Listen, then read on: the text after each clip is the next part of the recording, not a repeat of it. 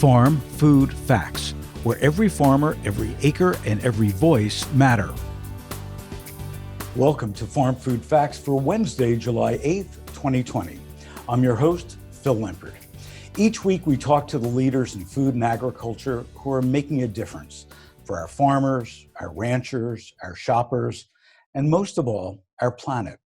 Today, I'm joined by the CEO of U.S. Farmers and Ranchers Alliance, Erin Fitzgerald, for a very special conversation with Dan Glickman, who's a big fan of FDR's well-known saying, "The only thing that we have to fear is fear itself." Secretary Dan Glickman served as the U.S. Secretary of Agriculture from 1995 until 2001 with President Bill Clinton. Before that, he represented Kansas' 4th Congressional District as a Democrat in Congress for 18 years. The Secretary has agriculture in his blood. He serves on the boards of the Chicago Mercantile Exchange, the Food Research and Action Center, and the National 4-H Council. He is the chair of an initiative at the Institute of Medicine on accelerating progress on childhood obesity and vice chair of the U.S. Food Program, USA, and the Meridian Institute to look at long-term implications of food and agriculture policy.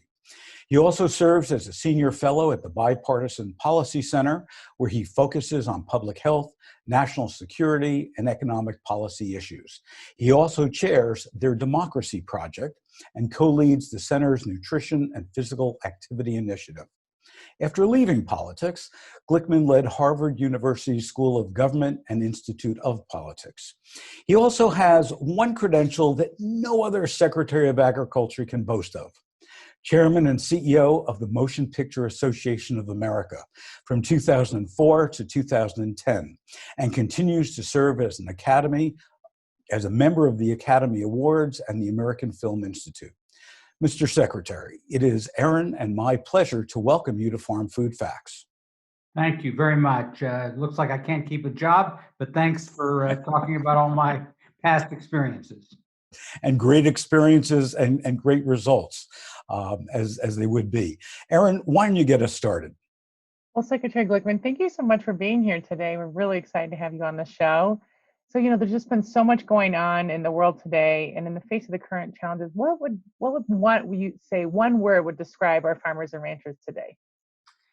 Well, there is this old saying: for every complicated problem, there is a simple and a wrong solution. So there's a kind of a simple and a wrong word, but I would say uncertainty is probably the thing that impacts farmers and ranchers because of trade, climate change, COVID, public health issues. And so we are in uncertain times. It's not all gloom and doom, but uncertainty is certainly there.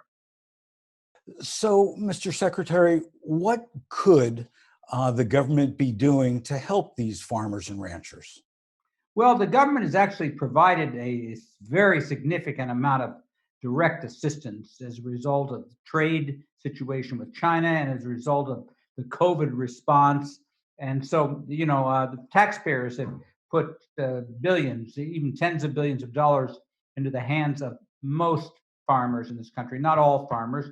It's tended to skew towards larger farmers, and it's tended to focus more on row crop and livestock rather than fruits and vegetables. But that's certainly beginning to change. I think that the government can certainly do its best to keep our markets open so that trade is not restricted, because we have to sell about 40% of everything that we produce here. And the other thing is research, is that the government provides a lot of the basic research for agriculture, for food and agriculture, and that needs to be expanded. Research into growing crops more productively, using less water, growing crops in a sustainable fashion. The research agenda in agriculture and food has not been going up. In fact, in real terms, it's been going down in recent years. And so those would be two things that I would think we need to do.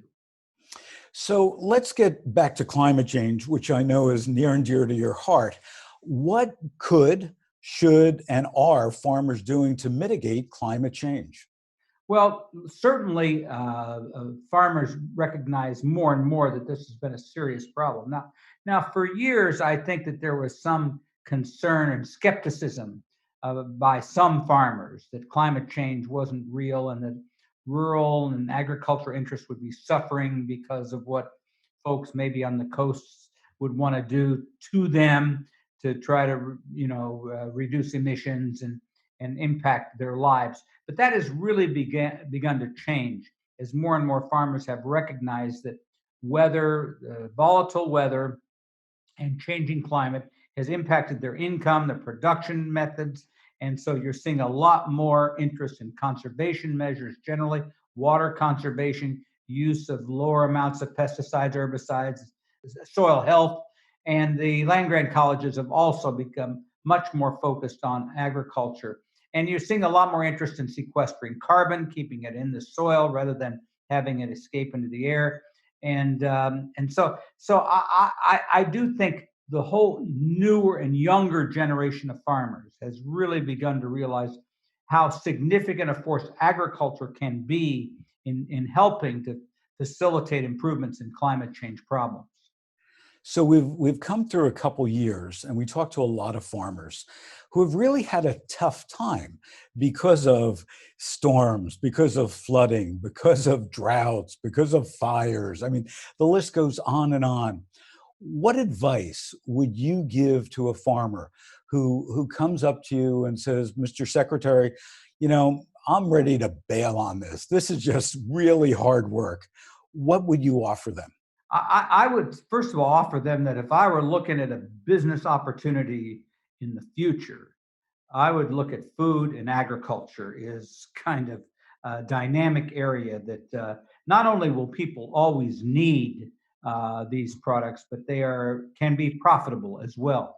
There was a movie years ago called The Graduate, in which case Dustin Hoffman was told by, I think it was his prospective father-in-law, that secret sauce was plastics. And I think we've gotten beyond that. But I think the secret sauce today, in large part, is food and agriculture and related items to it. So, saying that, what does that mean for farmers? Well, it means is that farmers are going to have to become more diversified. Monoculture agriculture probably will never be what it was 50 years ago. So, diverse farming operations are more and more important. Value added parts of agriculture where you not only produce it, but then you process it into the marketplace is going to be another area of great opportunity. And lots of farmers using cooperatives and other methods are certainly banding together to do that kind of thing. There's a lot of entrepreneurship in agriculture generally now that we might not have seen 40 or 50 or 60 years ago. That it is true, farmers are going to have to adapt to lots of change. It's going to be tough, and especially as it relates to climate and weather, pests, other kinds of disasters. I mean, who would have ever thought this COVID thing would become this massive problem that nobody could have ever anticipated? So that's why I talk at the first question was asked about uncertainty. But I also think there's great opportunity out there for farmers to become the entrepreneurs of the future. And direct marketing, for example, of farm products to consumers, we hadn't seen much of that 30 or 40 years ago. It's going on like crazy right now, more and more and more, where your farmers markets have become much bigger. So agriculture has got a lot of new things happening to it, and farmers can make money in this process, but it's going to be a different world than it might have been back when I was growing up. So, Aaron? So, Secretary Glickman, one of the things you talked about was a little bit of this uncertainty. A year ago, when we got a bunch of leaders together in a room, we said, now is the time to really step up and start planning to work together in the next decade. We almost said, we need to be prepared for these uncertain and unpredictable times. And yet we saw agriculture was an essential, the food and ag sector really stepped up and was really the essential sector that we saw really meet the crisis. What learnings do you think that we could have from COVID? Well, certainly resilience, being able to accommodate changing circumstances quickly is one of the things we've learned. So it depends on where in agriculture you're talking about, but certainly for people processing meat and poultry, they're now learning that maybe this whole series of producing meat and poultry with very fast line speeds, using a lot of low wage or immigrant labor. That may not be the kind of systems that we're going to have in the future, or they may need to adapt to a new way of doing business in terms of producing proteins. That's something that perhaps we have learned. We may find the same thing when it comes to certain animal and plant pests and diseases in the future as well. Well, people were going to have to adapt very quickly. That's why it's so important to have a research budget that's fully funded, that's both public and private sector, that's focused on what those crises are that might impact agriculture. And the third thing is nutrition. So I suspect that one of the great trends in the next 10 to 15 years is going to be the relationship between agriculture, food, health, and nutrition. And it's just going to be, people are going to be a lot more interested in what they eat and how they live longer. And farmers are going to be a part of that equation to produce the kinds of foods that will, in fact, keep people alive longer. So, Secretary, you mentioned research, you talked about science. What role does technology play for farming in the future? It's a huge role. And, you know, it's an other interesting thing that I've been involved with more collaterally with a bunch of these entrepreneurial startups, some of the hedge funds investing in agriculture. And I am seeing that more and more of the investment capital in food and agriculture is going into tech firms. Now, whether these are tech firms that have to do with how you apply fertilizer and spatial technologies, satellite technologies, a lot of it, especially in the food sector, in terms of how you take a plant and make it more adaptable to weather or pests, using biotechnology and related technologies to strengthen production techniques. These were not factors 50 years ago or 40 years ago. They are factors today. And the most successful farmers are going to be the ones who adapt to that new world. And when you think about, we just changed our name, as you know, to U.S. Farmers and Ranchers in Action. And one of the things that we think about is how do we celebrate leaders in action and our individual farmers in action? You think about the future, this technology, this potential research. What does the next decade look like, and what types of actions can we take right now that can get us on that trajectory? Well, I think the future looks good myself. You know, I'm an optimist. First of all, it doesn't do you any good to be a pessimist. All you can do is sit around and think about how terrible things are. So we've always been able to move out of the depths of problem areas. I think that the whole COVID experience is going to lead us into changes in how we produce and consume food and the whole supply chain of food. It's going to, I think for innovative farmers, it's going to mean more direct marketing to consumers.